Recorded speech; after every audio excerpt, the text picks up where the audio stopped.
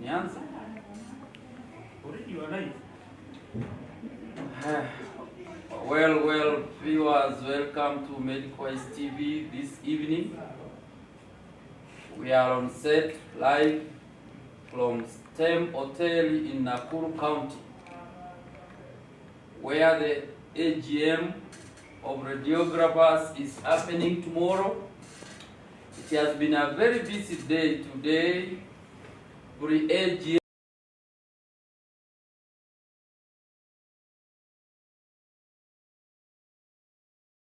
radiography in Kenya, live from STEM Hotel in Nakuru today.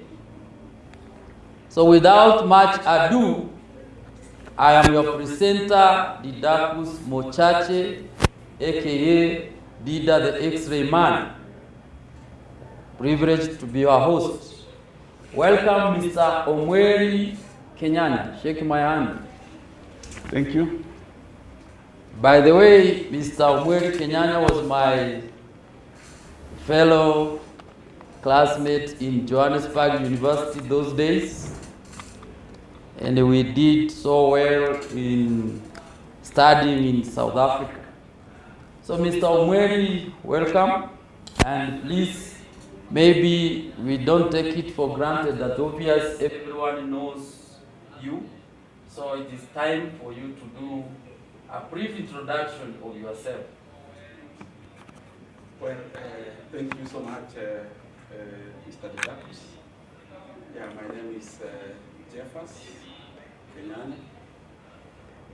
Jeffers Kenyanya comes from Kisii County.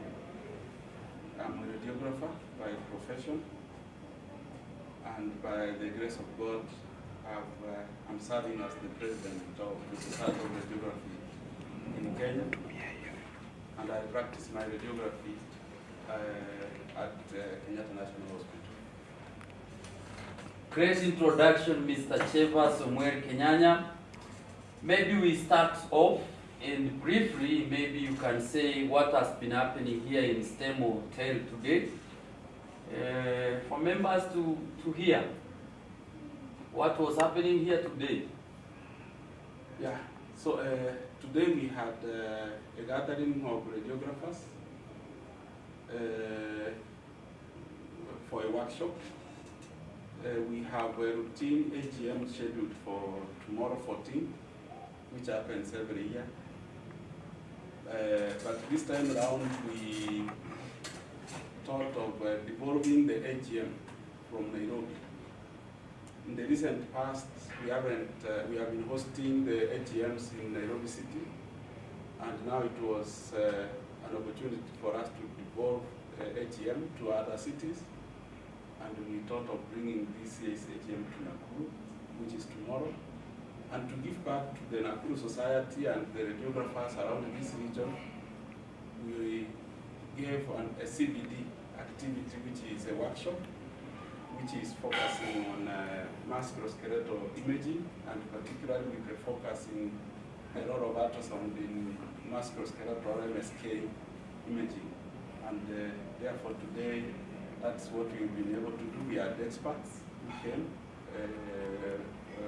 from Uganda, and we had our local colleagues who are experts in MSK imaging, who were able to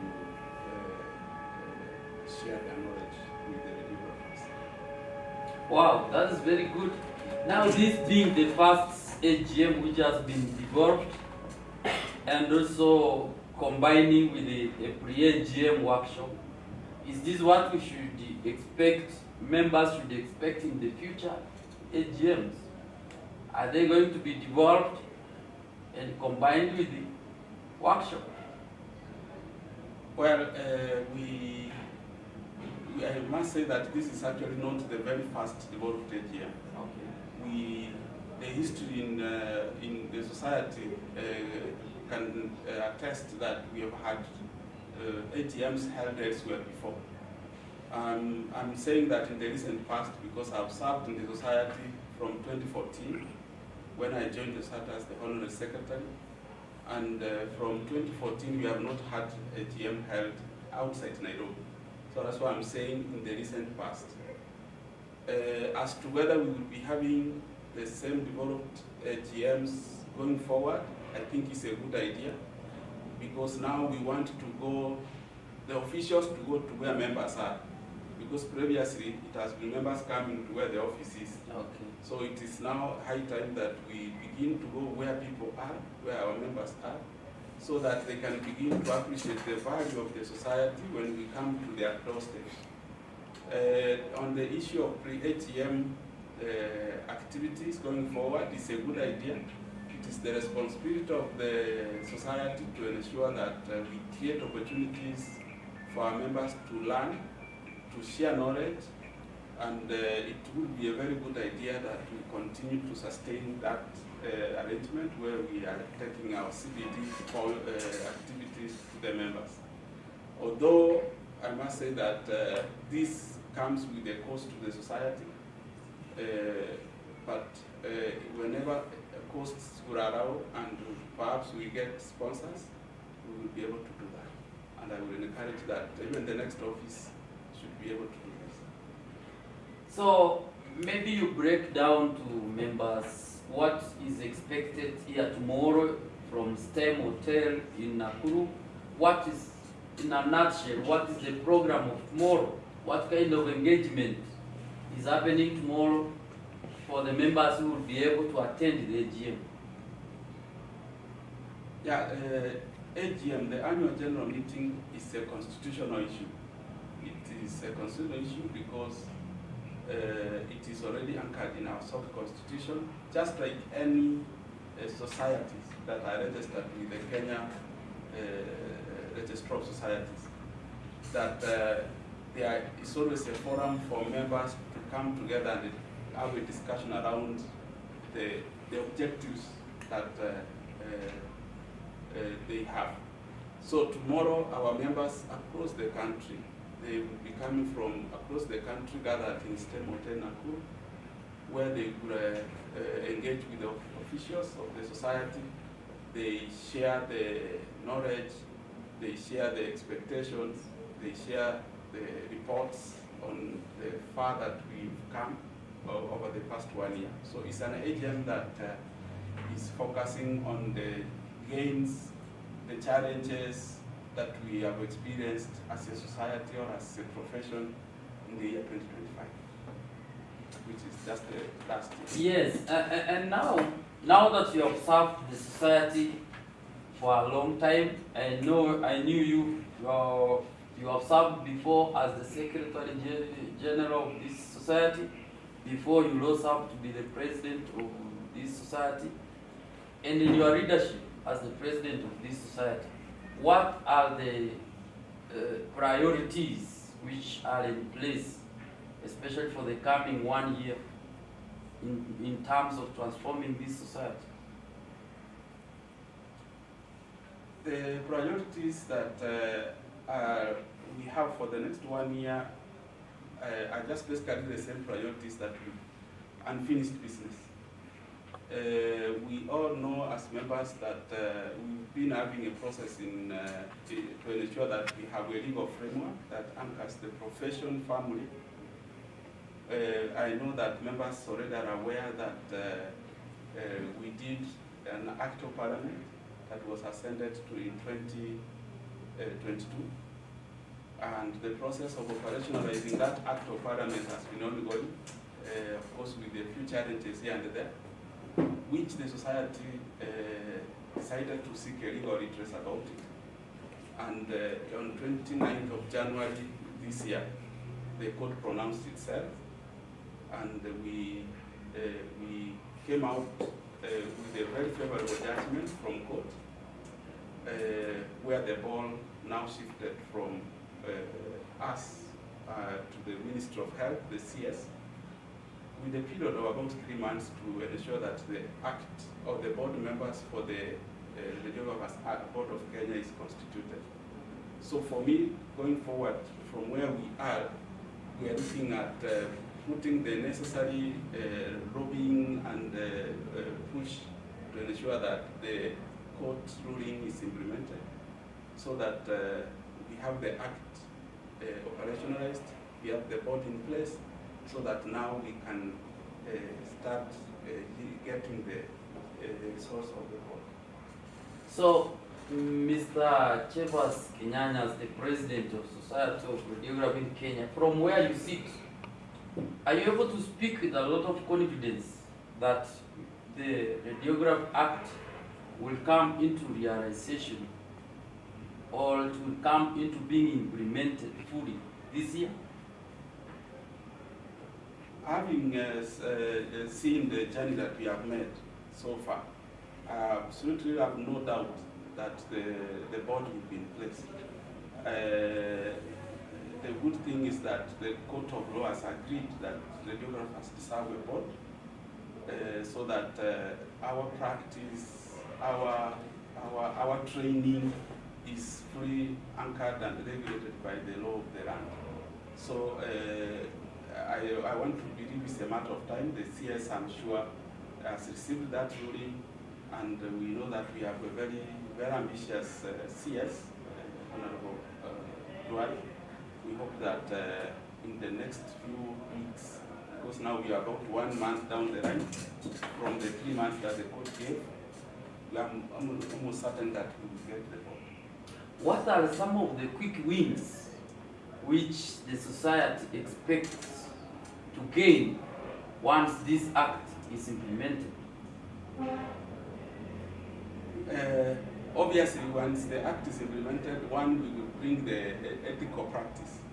As it is today, we can say that there is a gap in the ethical practice. So we believe that the act being operationalized, it will bring about ethical practice, the recognition, because we have a challenge that if a profession operates outside an act of parliament, it means it's not recognized. And I must say that we've now joined officially among the regulated cadres. We have over 40 healthcare professionals or healthcare cadres in this country, but only 13 of them are regulated. And among the 13 now today, I can confirm that radiographers have been enriched among the 13 regulated cadres. And even talking to radiographers recognition in East Africa, Kenya has been known as the big brother in the region, but it was only Kenya, unfortunately, in East Africa that has been operating without an act of parliament regulating the radiography practice. So I want to say that that has already now put us on this other level where we can count ourselves as now regulated in the region. What is holding us is the board that we actually in the same vein, you as the SORK president, you are a president of having our advice to your members not to pay to Kenya Nuclear Regulatory Board on registration and licensing. And there was also a court order to that effect.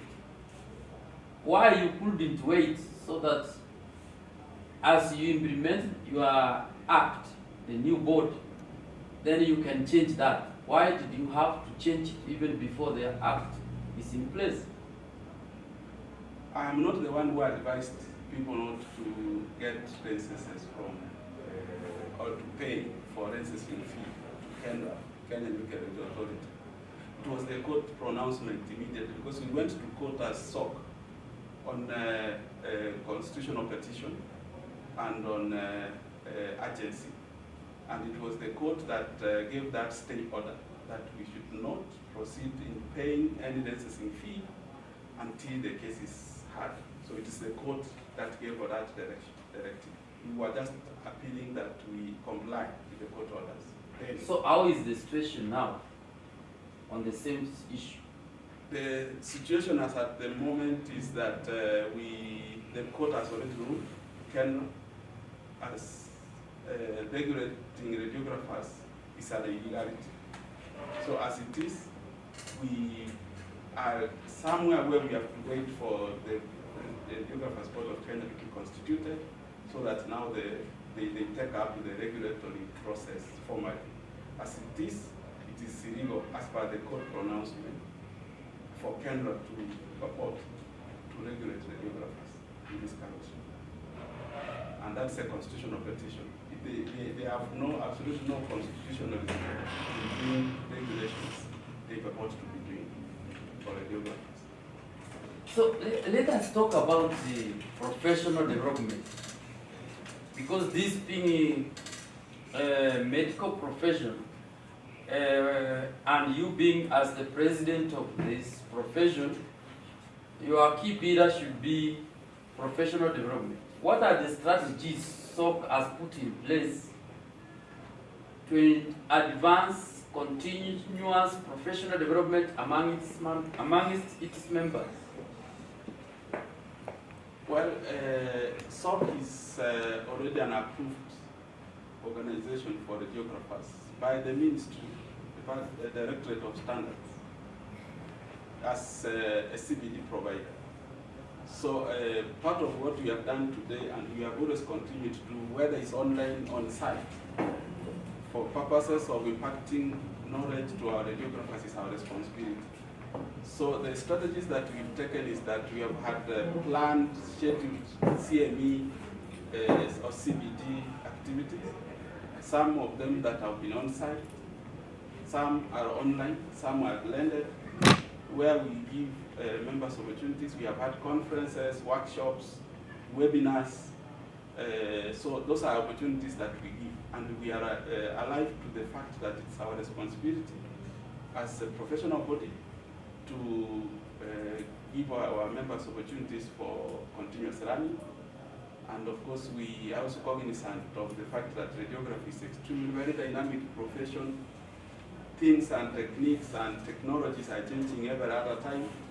So it is our responsibility to make sure we benchmark on the best global standards or trainings and expose our members and inform them on how the technology is moving. Are you facing any challenges in terms of implementing your continuous professional development programs? What are the key challenges your office is facing? There is a challenge, and that challenge is as a result of lack of the regulatory framework that we are talking about. In an established institutions, the regulators are the one that ensures compliance to the CBD activities. The society, professional bodies or societies provide the forums for CBDs, continuous learning, but the one that ensures compliance, that members indeed take time and do those CBD activities, is the regulator. So minus the regulator before, it means our people were not compelled to go and seek for those opportunities because they know after all, no one will hold them responsible. And that's one of the reasons why our board, we needed our board just like yesterday, to ensure that we instill discipline, we instill compliance towards our members going for those CBD activities. Otherwise, minus that, it means most of our members can train formally and remain with that same knowledge without refresher opportunities because they know they cannot be penalized by anyone. So that has been the challenge. There has been change over tune a bit. There has been an outcry among young radiographers that this profession is being flooded with the number of people, number of new entrants training, and jobs have become scarce. All the rates at which they are being hired is very low, and generally there is outcry that there is job scarcity in the radiography profession, unlike the previous years. What is SORK doing about this? It is not SORK's responsibility to engage in the discussion about numbers, qualifying, and the jobs. That's the government responsibility. The core responsibility of the society is to ensure training is quality. And remember, our position is that we are not training for this country, we are training for the world. And the statistics are there to say that there is still a scarcity of healthcare professionals, and particularly radiographers, including in this country. The radiographer-patient ratio is still very wanting. So if the government and if our private sector could actually take all the numbers required of radiographers, we will be in a very chronic, acute shortage. So the issue is uptake, not that there is overtraining. The issue is uptake. But as I said, the role of the radiograph society is to ensure quality training, not to limit numbers of training. But you see, SORK is acting in lieu of the missing Act of Parliament, which has not been realized. SORK is acting as the body safeguarding radiographers' interests in this country. SORK is also licensing new or giving green light to new colleges which want to train radiographers. So in that context, I feel SORK has a role to control the number of trainees. For example, Nursing Council has a limit of people, all students, which should be taken in a class. So even today, when I was interacting with members here, there was concern that there is a class in JKU out of 90 students. Do you think there is enough skills labs and maybe teaching staff to be able to handle that number of students in class? And can SORK bury this head in the sand, not concern itself with regulating the number of people who are being trained? Mr. Tudakus, the issue of regulation is not the society's responsibility. It is a regulator's responsibility. That's a gap. That's why we say we need the board to be in place. The Nursing Council of Kenya we have deferred is actually an equivalent of the Radiographers Board of Kenya that we want established. Our equivalent as Society of Radiography in Kenya for nurses is a different body. It's an association for the nurses. However, having said that, I must say that our role is to ensure that the standards of best training practices are upheld. And we've done guidelines. We have them of the number of lecturers to student ratio. We prescribed the minimum requirement for training in terms of infrastructure, in terms of the faculty and all that. They are there. And we actually share them with all the training institutions, as it were. So as to whether the compliance is there, that's now a regulator's role to ensure that compliance is done. And that has been our weakest link. So this is what you have been doing at your capacity as the SORK Council. What is the interest? Advisory. Advisory. With an interest to uphold our standards. Okay. So in a later date, or in the event that this act becomes fully implemented, this law will transit to the board. Exactly. Okay. So that's great, and that is very important. Let's come to the challenges facing members in the radiography profession. One of them being the challenge of quaxing. There is an outcry that there are members practicing. What is your view on this as the president? Yes, you know, it's an illegality. It doesn't matter whether it is radiography. It is in every other profession. If you train and you are not trained, if you practice and you are not trained, and you are not really licensed to do whatever you are doing, you are termed as a quack. And it happens everywhere.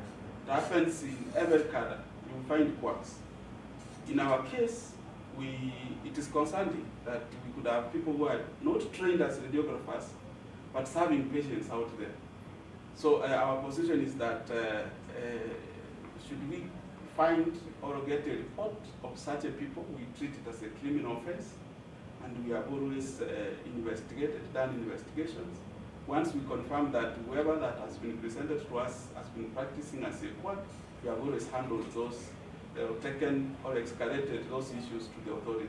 Being a criminal case, of course, police, it's a police case, can be a court case. And we have prosecuted not one, two, several. Well, that's good.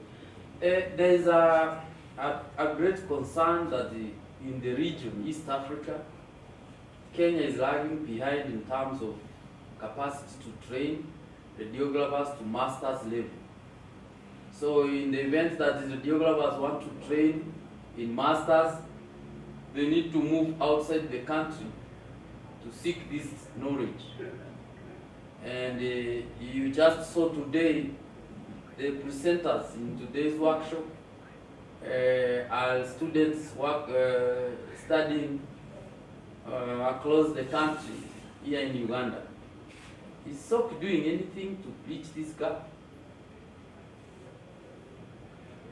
Yes, the concern is not only for master's training. Me and you know that we had to go to South Africa just to get our bachelor's degree from there, not very long ago.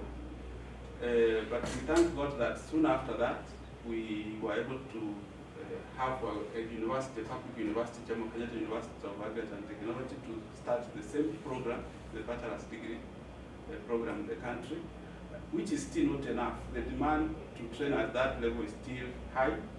The JKUAT cannot manage the numbers. But now we have reached a point where we have had quite a critical number being trained by JKUAT at degree level. They want to do vertical growth to master's level, and we don't have that opportunity. As a society, we have done a lot. We've tried to lobby, we've tried to advocate for any of our public universities, or even private universities for that matter, to consider starting a bachelor's degree level, a master's degree level. And the efforts are ongoing. We will not stop there. But of course, we also understand that there are challenges to start such a level of training. The capacity issues. We have the local capacity to train a master's program, because for you to start a master's program, by the CUE guidelines, you must have the faculty who are at PhD level.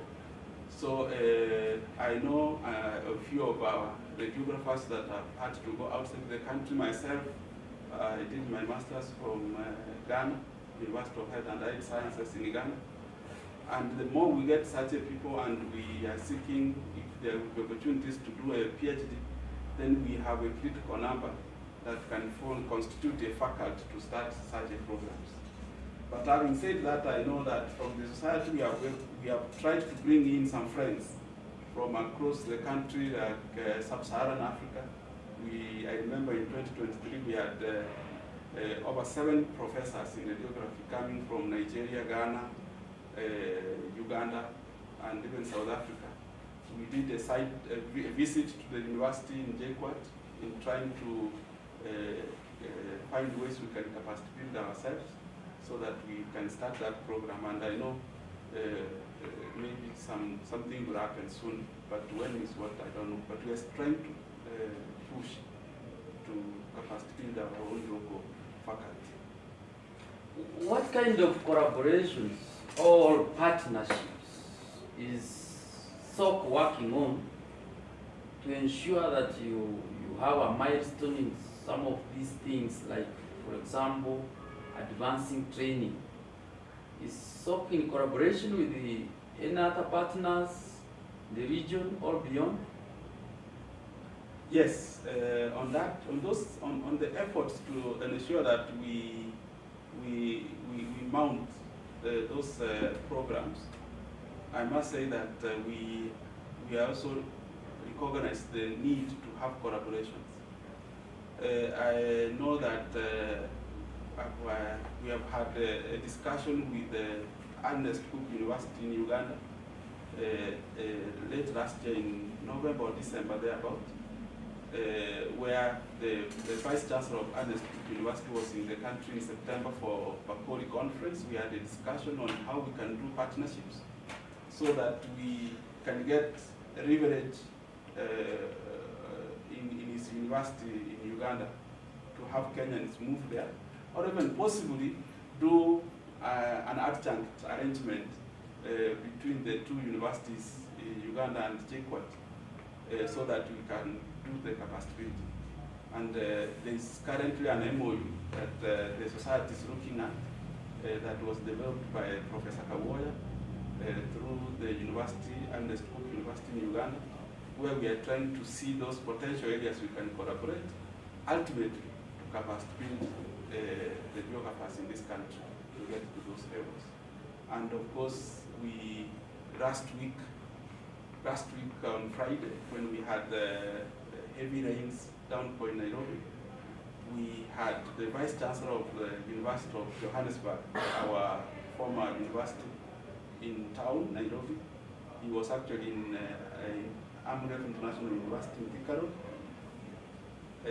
where he came to do some partnerships. So he held an alumni, University of Johannesburg alumni dinner, and we were able to request for partnerships to see how we can leverage on the good relationship between Kenyan radiographers, because most of the Kenyan radiographers who have bachelors actually graduated from University of Johannesburg, to see how they can help us in capacity building our programs here. Let's come to the terms. You know, I know you are serving your second term as the president of Society of Radiography. You are on the final stretch of your term. I understand you are going to step down next year, same time, from the position of the president. This period between now and the time you step down next year, March, when you complete your mandate, what are the plans you have for this profession? I will not be stepping down. I will be retiring, essentially, because I will not have an opportunity to vie, or even if you wanted, I wouldn't, unless you change the constitution. So I will be retiring next year, having done my 2 terms in office. Between now and next year, having served the society for about 12 years, I think I'm at a mood to mentor. Basically what I'm doing now, I've done that down. I'm now doing mentorship to the people that will take the society to another level. And of course, trying to make sure that I amend my legacy, because I can for sure say that a lot has happened during my time. And I'm proud of what has been able to happen in the society for the many years I've served. So I'm working around legacy issues and of course mentorship, so that when I leave, I retire, I'm able to enjoy the fruits, and all of us enjoy the fruits as radiographers as we give the mantle to the next generation. Talking about your legacy, one of the issues which is bothering members is that there are claims that your council, especially this second term, has been not working in harmony. You have been so disunited, and especially the EC has been pulling towards different directions. Could this have hampered your achievement during the second term?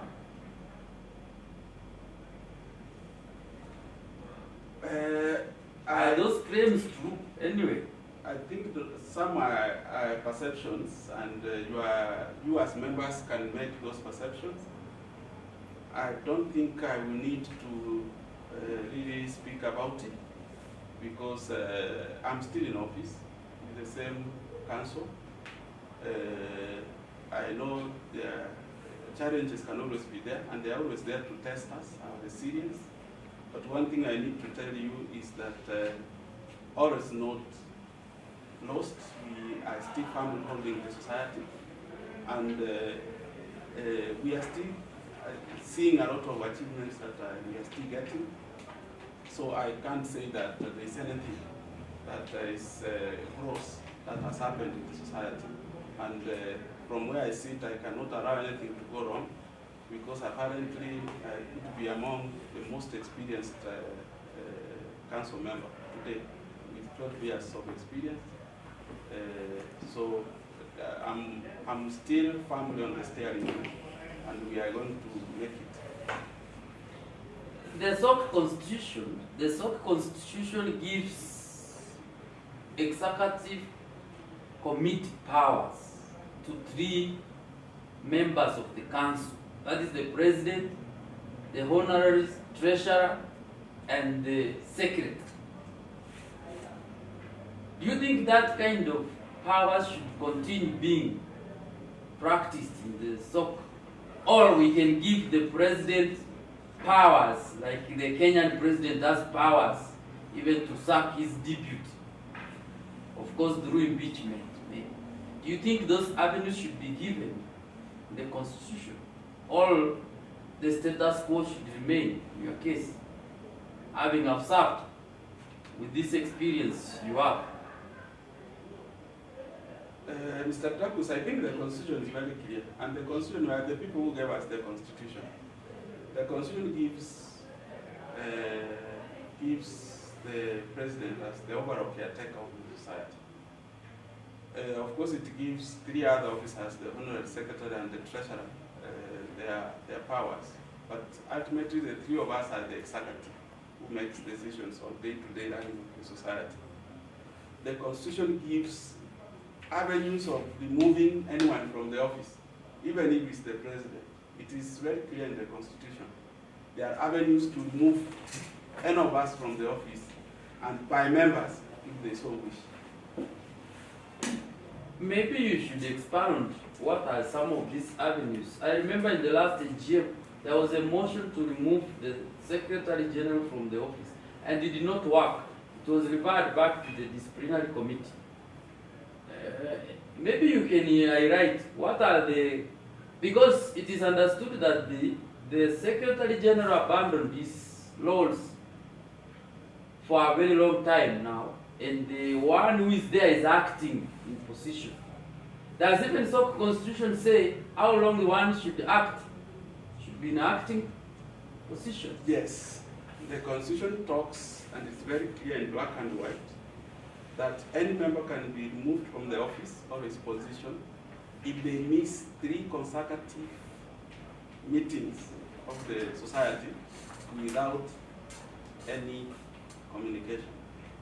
So that's already one of the avenues of removal of anyone, apart from being sick, resigning, or vote of no confidence from any member. So in the AGM. So those avenues are there. If we read the Constitution very clearly, now operationalizing those avenues, now I think that's where rubber meets the road. That is where the challenge is. And that is the challenge you have faced. So that you have had a Secretary General who is acting for that long, over a year, and another person who was supposed to be Secretary General is nowhere to be seen. So can you propose for amendments of the Constitution in that context? Well, I think those are issues that can be better handled by members. From where I sit as the president,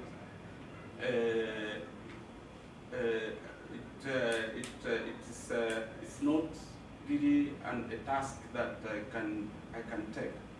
I know there has been a challenge of one member, you are referring to, but I think from where we sit as a council, we have decided to move on, and until members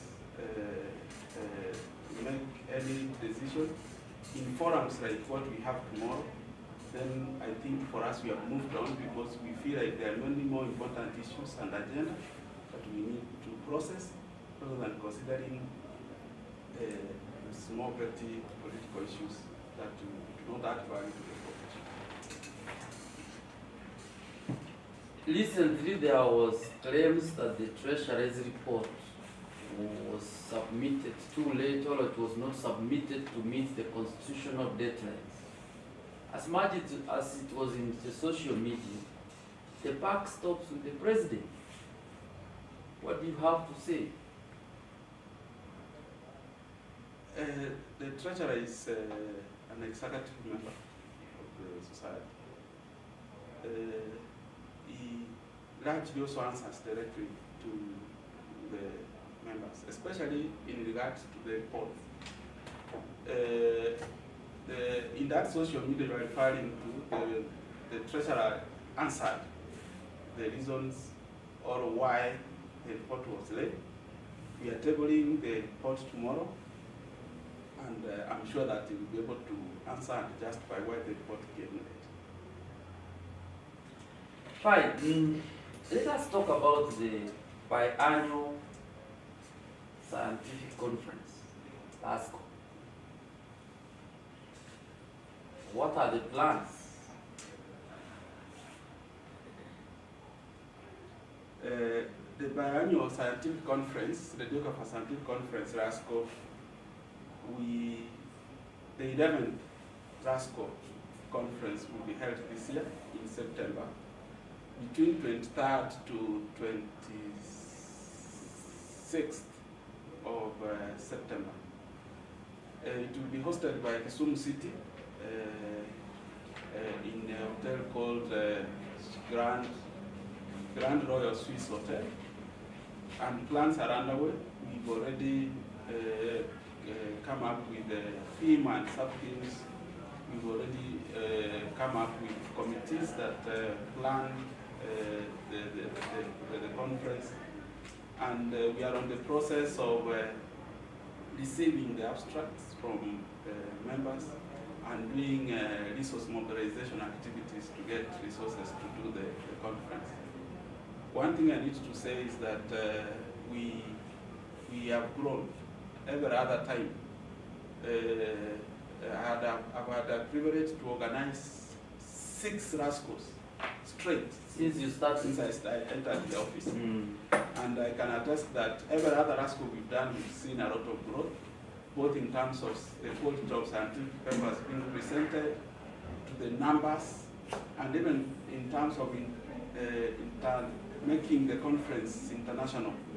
Because today we are proud to say that we receive up to about 15 international guests coming in for our conference. And because of that, we have highly been rated by international bodies that rate conferences, scientific conferences. So I can just call upon our members to continue supporting the society, to continue supporting the conference, because that is our baby. It was our baby, it became a regional baby, now it's a sub-Saharan baby. Now we are taking it to the globe, worldwide.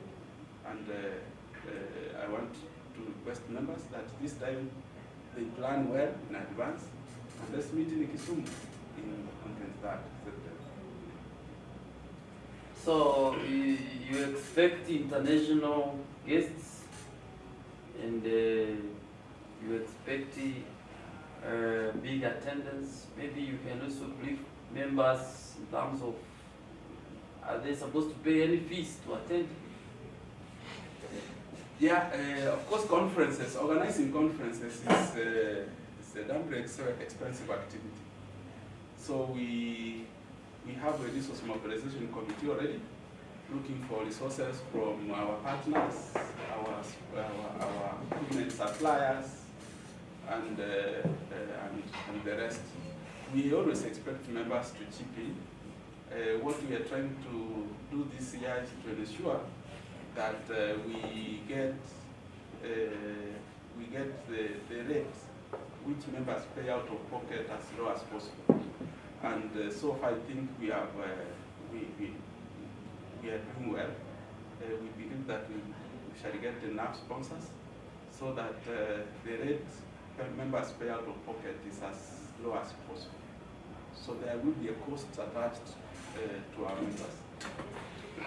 So, well, our viewers, you heard it from the horse mouth. We have been privileged to host the President of Society of Radiography in Kenya in this conversation. Mr. Cheba Samuel Kenyanya, we don't take it for granted that you have taken your time to be here and to give audience to these, the members of this radiography and healthcare professionals countrywide.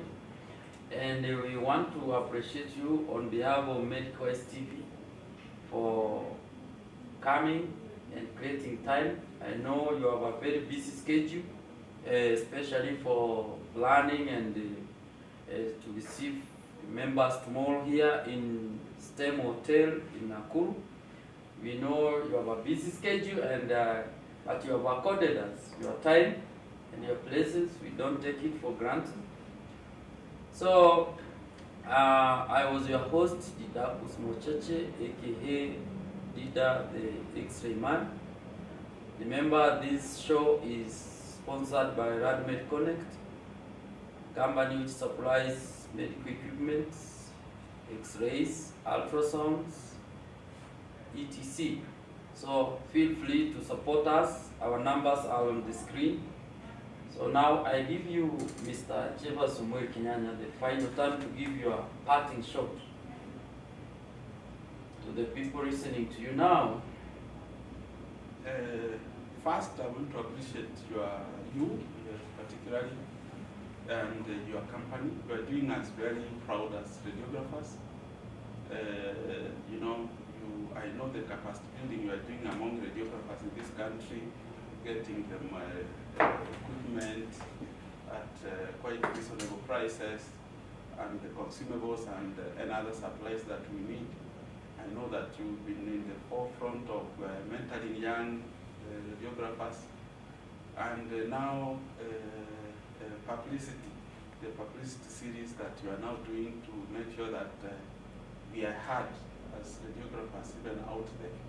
So, and even the sponsorships that you have always given, and I want to call upon Ali to encourage you to be part of the sponsors of RASCO, the upcoming conference.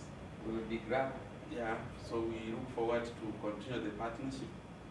And to our viewers, the radiographers, I want to appreciate you all for the support that you have given the Society of Radiography in Kenya, and especially my leadership.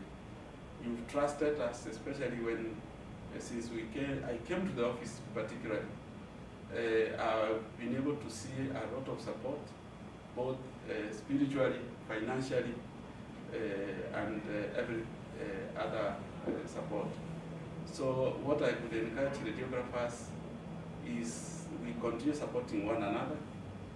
Let's encourage our radiographers to go for the continuous learning.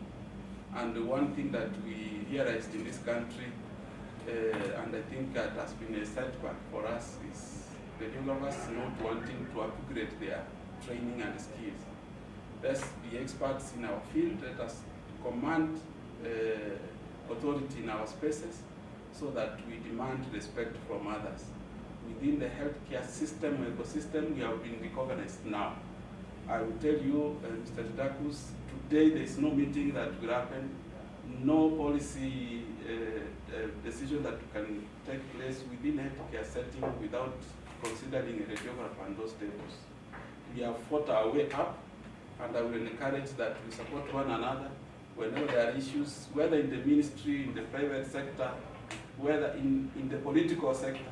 We need to be counted as equal partners in the healthcare space as radiographers. So I want us to keep our name high and work tall, and we can only do that if we fight hard to be included in those spaces, and even sometimes to take ourselves to those spaces.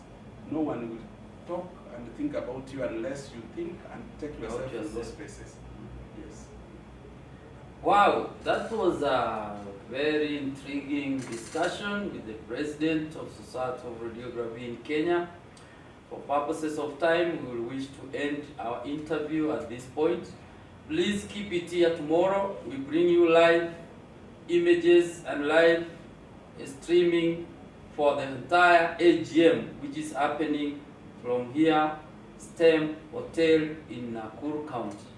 Once more again, we appreciate you, the President of the Radiography Profession in Kenya. Thank you. Good. Thank you so much. And bye-bye. Thank you. Welcome to RadMed, your 360 degrees radiology and healthcare partner. Shop for all your radiology needs, from X-ray machines to ultrasound machines, we have it all. At RadMed, we are dedicated to revolutionizing healthcare. We are experts in radiology and healthcare equipments, serving all areas in Kenya. Why should you choose RadMed? Firstly, we provide high quality and reliable modern technology hospital equipments. Secondly, we provide personalized support for every client. Thirdly, we have a proven track record in successful installations. Globe Care Hospital in Eastleigh, we delivered and installed an X-ray machine. Lydia Key Memorial Hospital, we delivered and installed an X-ray machine and a computed radiography machine. In Calvary Hill Hospital, we delivered and installed an X-ray machine with a CR. In Ziwa Hospital, we delivered and installed an X-ray machine with a complete CR. In Mwanzawetu Health Services, we delivered and installed a colour Doppler machine with 2 probes. Brooks and Cherith Hospital, we delivered and installed an X-ray machine with a CR. In Nanyuki Hospital, we delivered and installed an X-ray machine. Esobi Healthcare.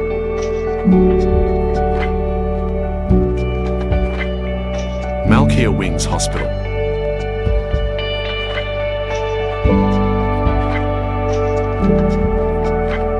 Zenit Care Hospital. Nelly Nursing Home.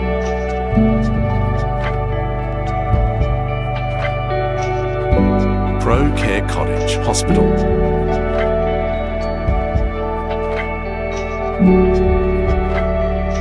Esther, a radiology entrepreneur.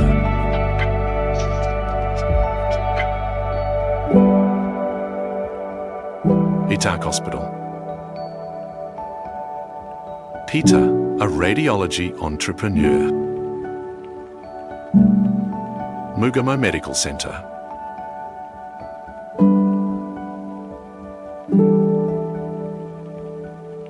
Jabs Medical Center. Why should you choose RadMed? Firstly, we provide high quality and reliable modern technology hospital equipments. Secondly, we provide personalized support for every client. Thirdly, we have a proven track record in successful installations. Welcome to RadMed, your 360 degrees radiology and healthcare partner. Shop for all your radiology needs, from X-ray machines to ultrasound machines, we have it all. At RadMed, we are dedicated to revolutionizing healthcare. We are experts in radiology and healthcare equipments, serving all areas in Kenya. Why should you choose RadMed? Firstly, we provide high quality and reliable modern technology hospital equipments. Secondly, we provide personalized support for every client. Thirdly, we have a proven track record in successful installations. Globe Care Hospital in Eastleigh, we delivered and installed an X-ray machine. Lydia Key Memorial Hospital, we delivered and installed an X-ray machine and a computed radiography machine. In Calvary Hill Hospital, we delivered and installed an X-ray machine with a CR. In Ziwa Hospital, we delivered and installed an